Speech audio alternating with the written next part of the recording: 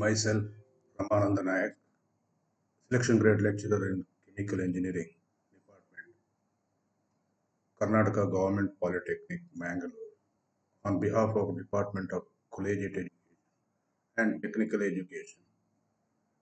I am going to discuss about chemical technology under that Unit 1 of 5th semester Chemical Engineering. The course outcome of this unit on completion of the unit 1, that is acid and alkali industries, the students will be able to identify the raw materials, chemical reactions, flow sheets, and illustrate the manufacturing processes and applications of various acids and alkalis. Introduction. A successful chemical industrial production can be expressed as the commercial production is a function of physical changes and chemical changes, or a function of unit operations and unit processes. Chemical engineering applies fundamental knowledge of unit operations and unit processes for successful commercialization of chemical processes and the product. The unit operations are one in which only physical changes takes place, no chemical changes. For example, crushing, grinding, filtration, conveying, size separation, heat transfer, mass transfer, fluid flow, evaporation, distillation, crystallization, etc.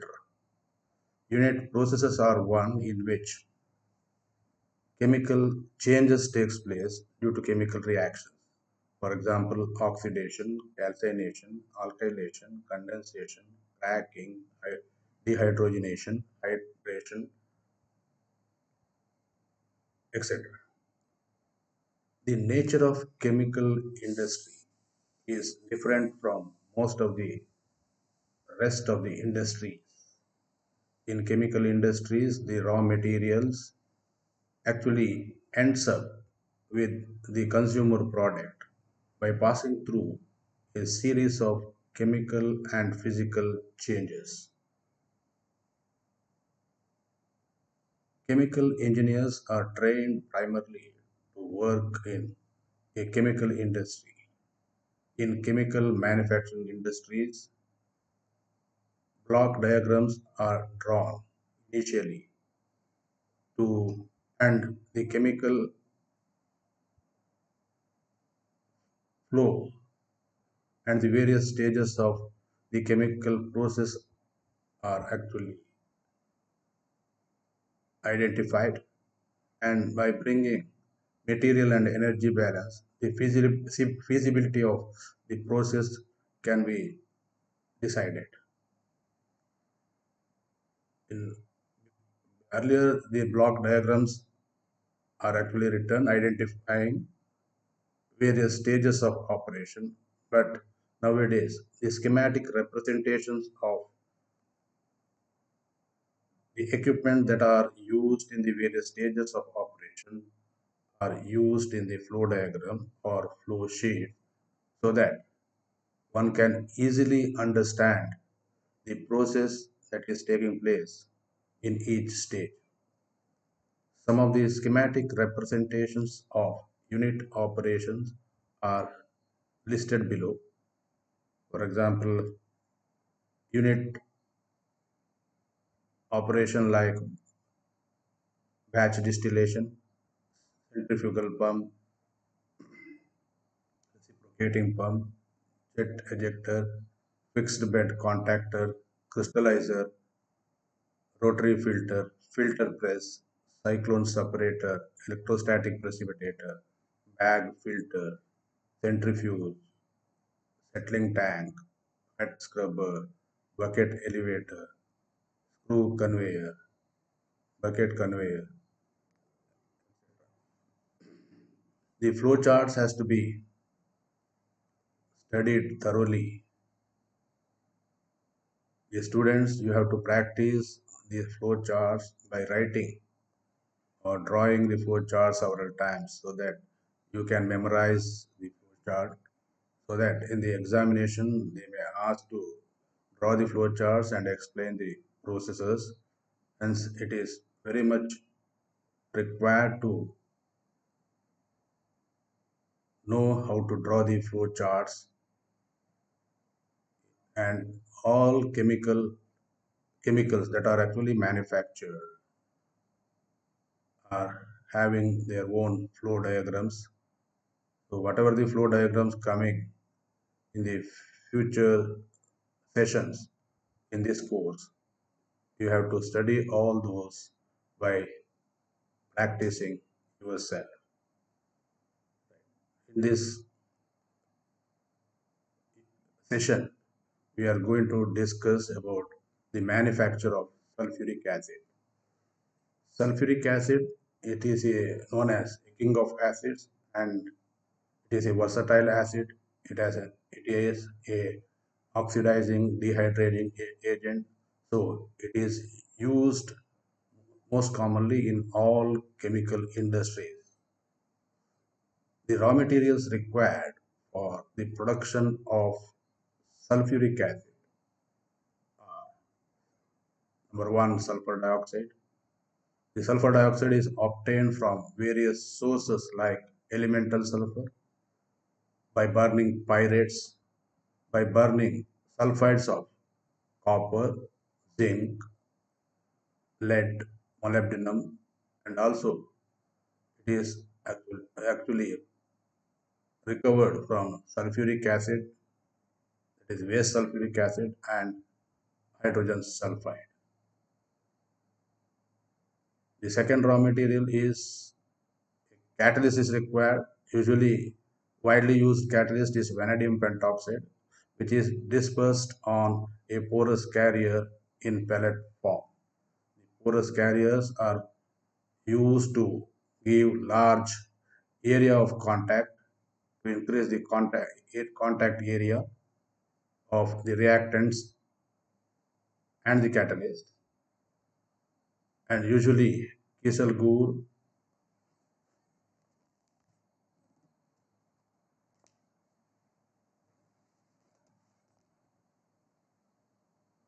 or other inert porous carriers are used to carry the vanadium pentoxide catalyst. In previous days, actually platinum catalyst was used because of its easy poisoning, fragility, rapid heat deactivation, and high initial cost. This has given the way to go for vanadium pentoxide. Compared to platinum, vanadium pentoxide is cheaper. Next, we will see the chemical reactions.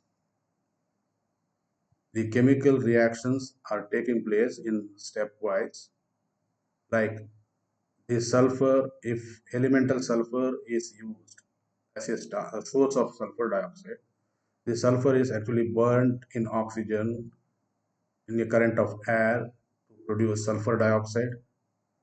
This sulfur dioxide is then oxidized further to sulfur trioxide in presence of vanadium pentoxide catalyst, and the sulfur trioxide thus formed is absorbed in water to get sulfuric acid.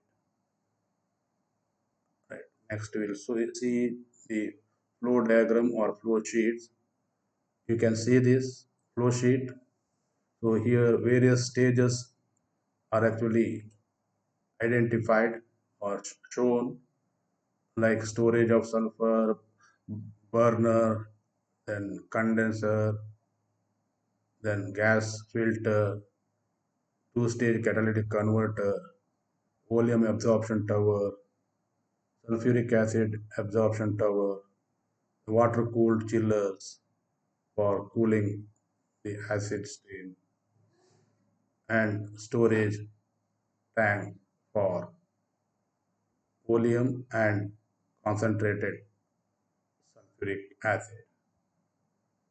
The process takes place like this: air, that is purified air or dried air, because here dry air is used in burners for converting sulfur into oxides of sulfur. So if the moisture content is there in air, it forms an acid vapors which actually corrode the burner parts. To avoid that, the air has to be dried. The air is dried by using sulfuric acid in a separate unit dryer, so that sulfuric acid acts as a dehydrating agent. This dry air and gas means oxides of sulfur containing 7 to 10% sulfur and 11 to 14% of oxygen are preheated by a converter gas if necessary, and then it is fed to the first stage of the reactor, which is constructed of steel material. This converter has two stages. One is operating at a higher temperature of 500 to 600 degrees centigrade, which contains, which that stage contains around 30% of total catalyst, and it converts the sulfur oxide to sulfur trioxide about 80%. The converter product from the first stage, it is actually cooled and heated in a heat exchanger and cooled to 300 degrees centigrade temperature and fed to second stage reactor or converter, where total conversion of sulfur dioxide to sulfur trioxide to about 97% taking place at 400 to 450 degrees centigrade temperature, because this oxidation process is a exothermic reaction. Heat is evolved there, so the converter must be protected by water cooling jacket and all, so that increase of temperature can be controlled. High yield product gases are cooled, that is sulfur trioxide gas, are cooled to 150 degrees centigrade by water cooling or heat exchanger, and then absorbed in dilute volume volume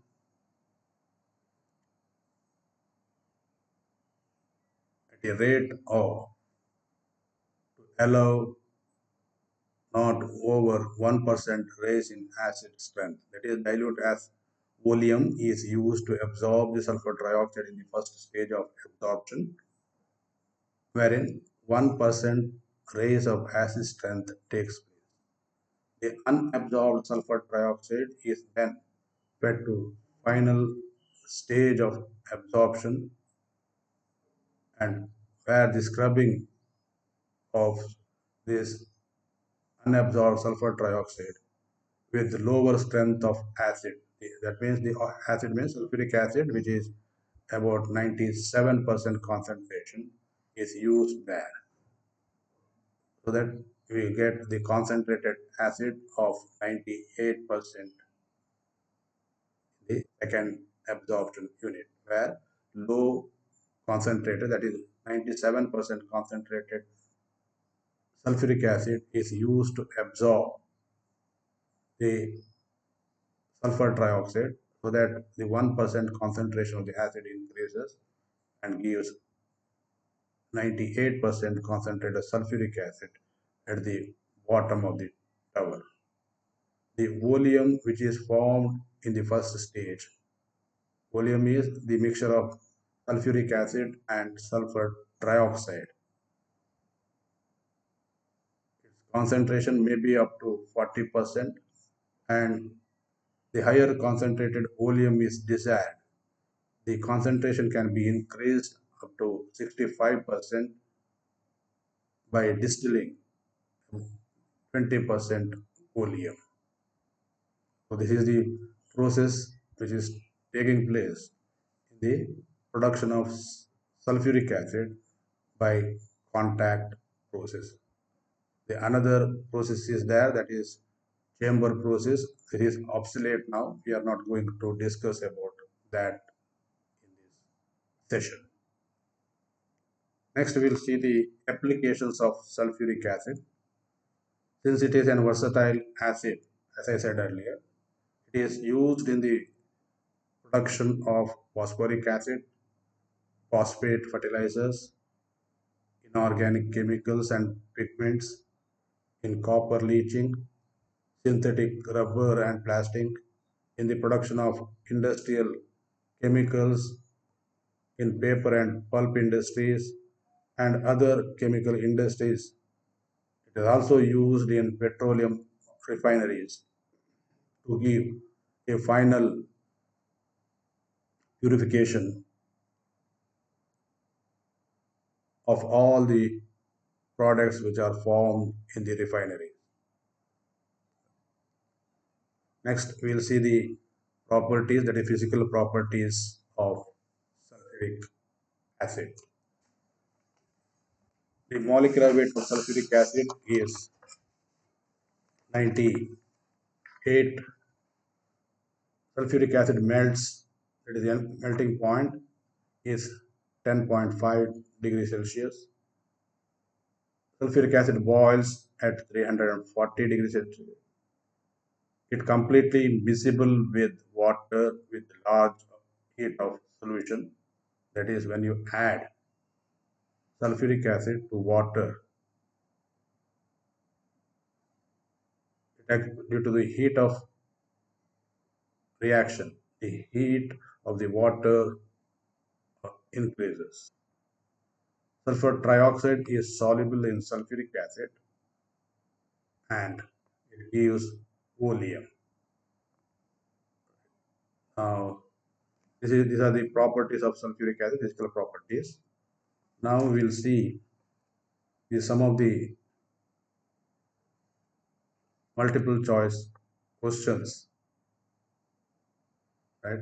Question number 1: catalyst used in the manufacture of sulfuric acid by contact process is, options are vanadium pentoxide, option B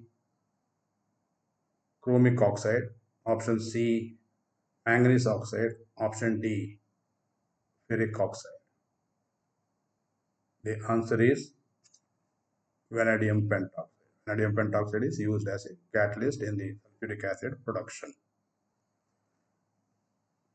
Second question: in contact process, sulfur trioxide is absorbed in 97% sulfuric acid and not in water because the options are number 1 or A. Sulfur trioxide gas is sparingly soluble in water. Option B. Water forms acid mist, which is difficult to absorb. Option C. The purity of acid is affected. And option D. Scale formation in the absorber is avoided. Here the correct answer is option B. Water forms acid mist in which is difficult to absorb. Question number 3: 20% volume means that in 100 kgs there are 20 kg of dash. Option A, sulfur trioxide and 80 kgs of sulfuric acid.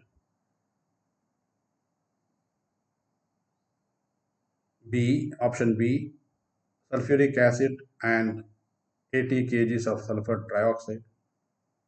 Option C, sulfur trioxide for each 100 kgs of sulfuric acid. And option D, sulfuric acid for each 100 kgs of sulfur trioxide. The answer is option A.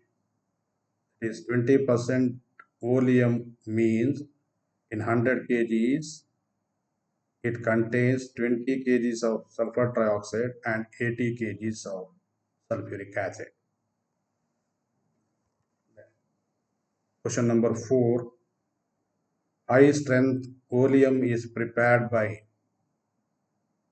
dash of 20% oleum.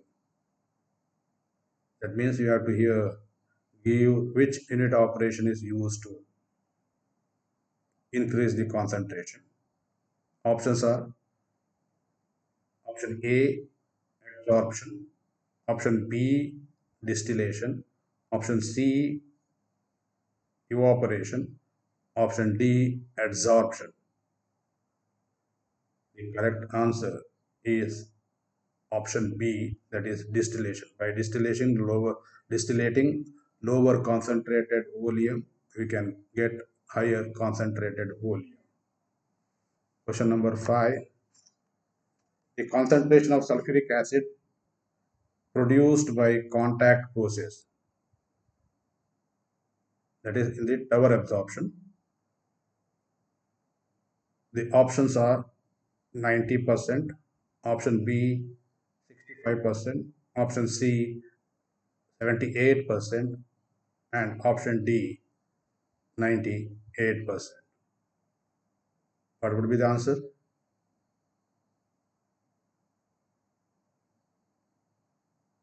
Answer is the option D.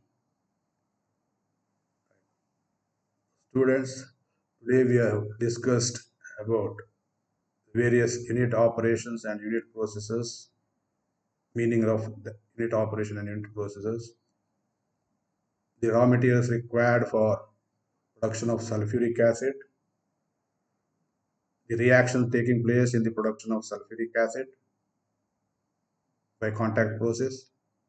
We have seen the flow diagram and we have discussed about the process that is taking place in the production of sulfuric acid by contact process. We also seen the properties of sulfuric acid and the applications of sulfuric acid. I hope you have understood this. Right. Thank you.